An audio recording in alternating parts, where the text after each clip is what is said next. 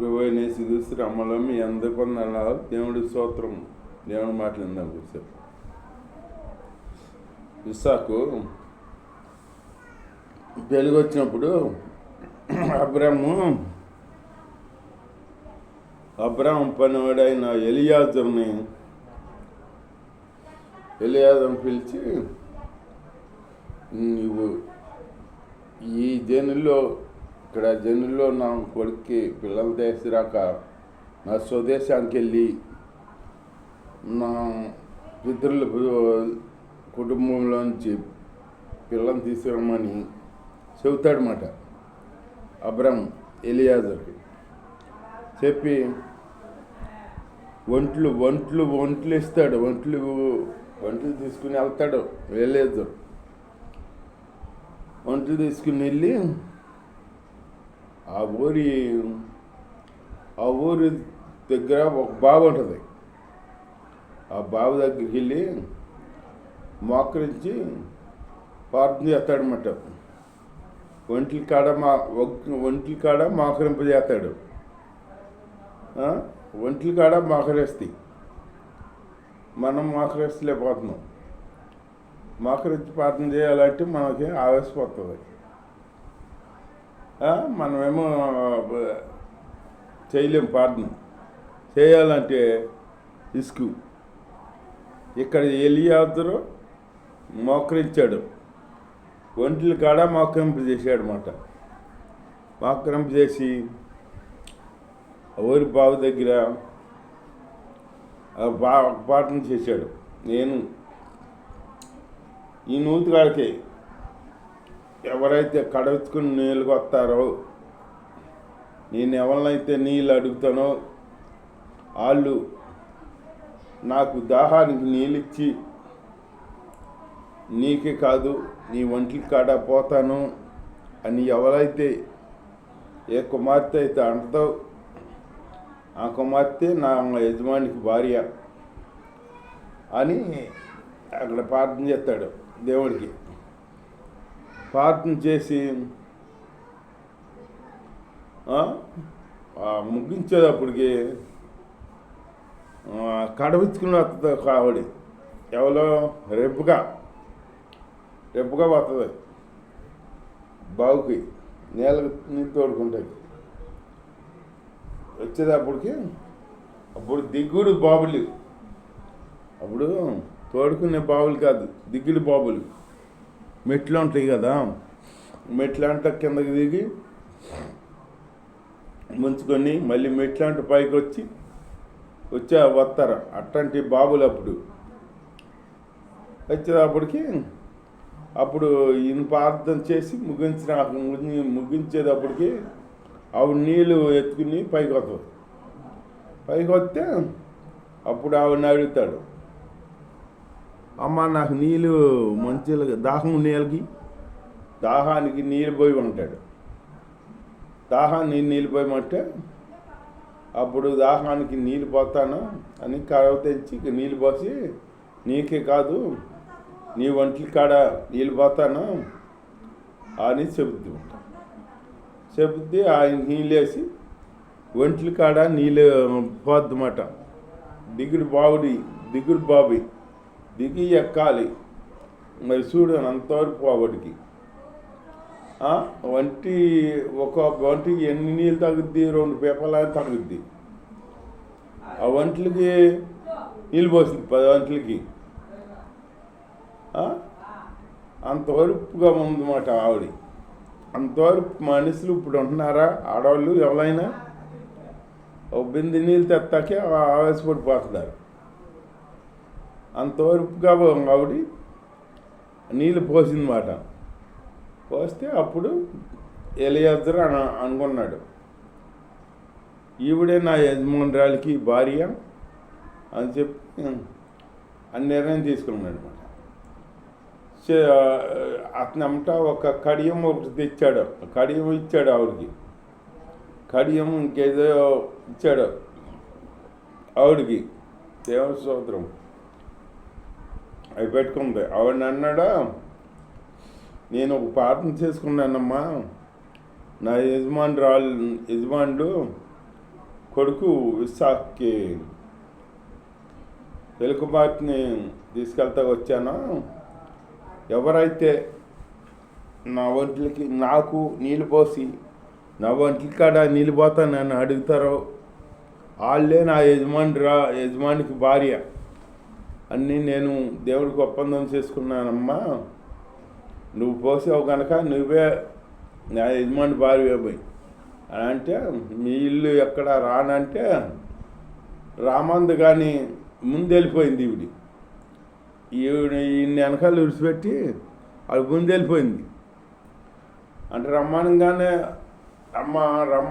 అడగంగానే రమ్మని అనలా. ఎందుకంటే ముందు వాళ్ళకి చెప్పాలి కదా ఇంటికాడ. ఇప్పుడు వాళ్ళు అయితే ఏంటంటే వీళ్ళు అడుగుతుమే చాలు, నేను ప్రేమించానంటే సంతోషపడిపోయి ఉప్పొంగిపోయి అమ్ము నన్ను ప్రేమిస్తున్నాడంట, నేను చేసుకుంటాది ఆవిడ కాడ మా ఇంటికి రా వెళ్దాము అని తీసుకెళ్దాం. ఈవిడ అట్లా అనలా. చెబితే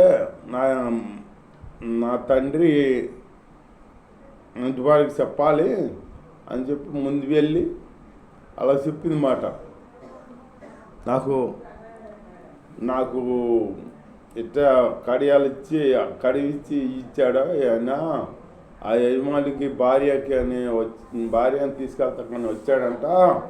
ఇట్ట ప్రార్థన చేసుకున్నాడంట, ఇట్ట జరిగింది అన్నీ అక్కడ జరిగింది అన్నీ చెప్పింది వాళ్ళ తండ్రికి వాళ్ళ సహోదరికి.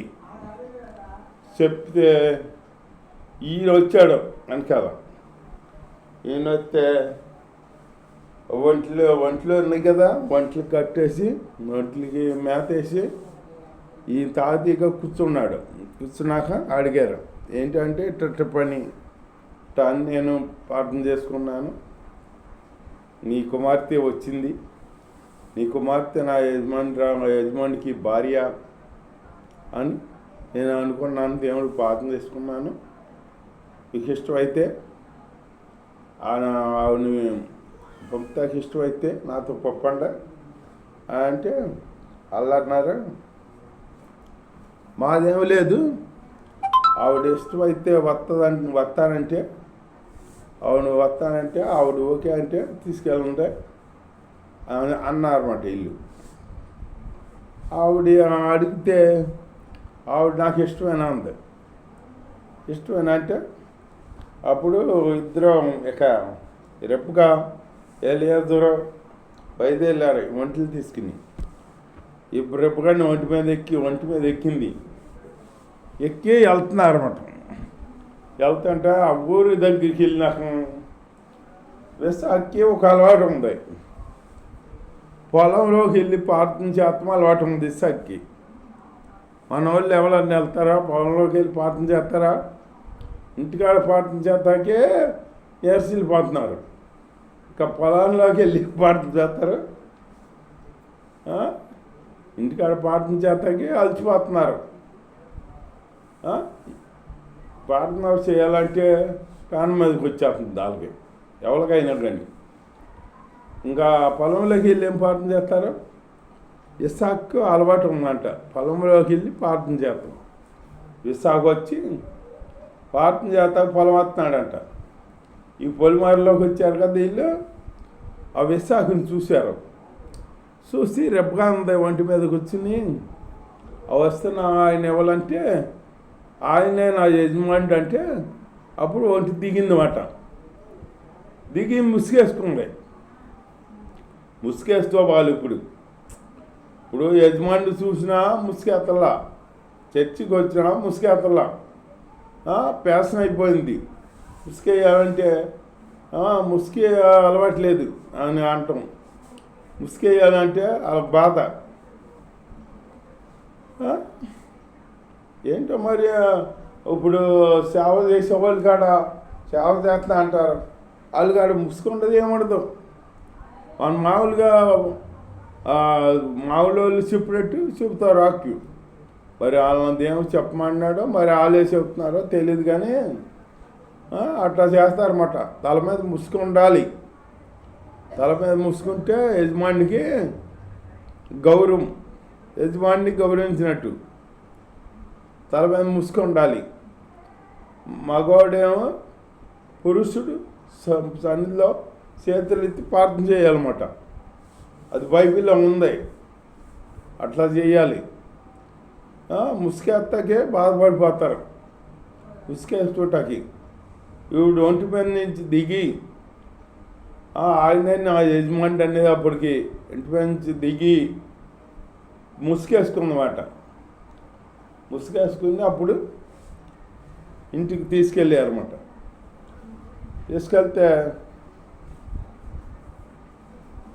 తీసుకెళ్ళినాక అప్పుడు శారా గృహంలోకి తీసుకెళ్ళారని ఇంట్లోకి గదిలోకి ఉంది బైబిల్లో. తీసుకెళ్ళారు. అట్లా తీసుకొచ్చారన్నమాట. రెప్పగా పెళ్ళయింది. రెప్పగా పెళ్ళైనాక అప్పటికి శారా లేదు, చనిపోయింది. అప్పటికి శారా లేదు, చనిపోయింది. ఇస్సాకు పెళ్ళి అయ్యేటప్పటికి. దేవుడి స్తోత్రం, హల్లెలూయా. అప్పటికి ఇస్సాకులు జంట ముచ్చటైన జంట అని అంటారు. ఇప్పటికైనా ఎక్కడ ప్రసంగం పెళ్ళిలో ప్రసంగం చేసినా కానీ ఇస్సాకు రెప్కాల గురించి చెబుతారు. ఇస్సాకు రెప్కా ఆదర్శ దంపతులు అన్నమాట. ఆదర్శ దంపతులం ఇస్సాకు రెప్కా కాడ. ఇస్సాకు ప్రార్థన చేసే అలవాటు ఉంది కదా. చానాలకి రెప్కాకి గర్భాలు గర్భం లేదు, పిల్లల పుట్ల గొడ్రాలుగా ఉంది. గొడ్రాలుగా ఉంటే మన వాళ్ళు అయితే ఏమంటారు, పురుషులు చేసుకోక నిన్నేసేసుకున్నాను, నువ్వేమో గొడ్రాలు అయ్యావు, నువ్వు నాకు ఎడాకులు ఇచ్చే ఇంకొకరు చేసుకుంటాను, వాళ్ళ ద్వారా నాకు పిల్లలు పుడతారేమో అంటారు మన వాళ్ళు అయితే. ఇస్సాకు అట్లా అనలా. ఇస్సాకు ఆవిడ గురించి ప్రార్థన చేశాడు అన్నమాట. భార్య గురించి ప్రార్థన చేశాడు. భార్య గురించి ప్రార్థన చేయగా అప్పుడు దేవుడు గర్భం ఇచ్చాడనమాట. రెప్కాకి ఇచ్చాడు. కమల పిల్లలు అన్నమాట పుట్టారన్నమాట. ఇస్సాకుకి రెప్కాకి కమల పిల్లలు పుట్టారు. వాళ్ళే యోసేపు, యాకోబు. అప్పటికి యోసేపు, యాకోబు వీళ్ళు కడుపులో ఉండగానే ఈ రెప్పుగా నిప్పులు భరించలేకపోతుంది. ఎందుకంటే కడుపులో వీళ్ళు ఒకరినొకరు పెనుగిలాడుకుంటున్నారట. నేను ముందు వెళ్ళాలని. అట్లాగే బైబిల్ గారు తెలియబడుతుంది. ఇప్పుడు యాకోబు అంట కడుపులోనే పెనుగిలాడాడంట అని రాస్తుంది. రెప్పుగా బాధ తట్టుకోలేక దేవుడి సన్నిధికి వెళ్ళి ప్రార్థన చేసిందంట. ప్రార్థన చేసి దేవుడిని అడిగిందంట. అడిగితే అప్పుడు రెండు జనాలు ఈ కడుపులో ఉన్నాయి అంటే రెండు జనాలు అంటే ఇద్దరం, ఒక జనం ఒక జనం అన్నమాట. రెండు జనపదాలు నీ కడుపులో ఉన్నాయి. పెద్దవాడికి చిన్నవాడికి పెద్దవాడి దాసుడు అవుతాడు అని చెప్పాడన్నమాట. చిన్నవాడికి పెద్దవాడికి చిన్నవాడు దాసుడు, చిన్నవాడికి పెద్దవాడు దాసుడు అవుతాడు అని చెప్పాడన్నమాట దేవుడు. అన్నీ చెప్పాడు. రెప్కాకు తెలుసు ఇది. అప్పుడు ఇంటికి వెళ్తుందన్నమాట. అప్పుడు ప్రార్థన చేసి ఇంటికి వెళ్తుందన్నమాట. అట్లాగే రెప్కా గొడ్రాలు అయినా కానీ ఇస్సాకు ప్రార్థన చేశాడనమాట భార్య గురించి. మన వాళ్ళు అది చేస్తారా? మన వాళ్ళు చేయరు. ప్రార్థన చేత పెట్టు ఇంకా ఆవిడని అనపోతే మంచిదే. ఆవిడ ఎన్నో మాటలు అంటారు. అట్లా అనుకుంటా ఇస్సాకులాగా మనం జీవించాలి. దేవుడి వాక్కుని దీవించుగాక. ఆమేన్.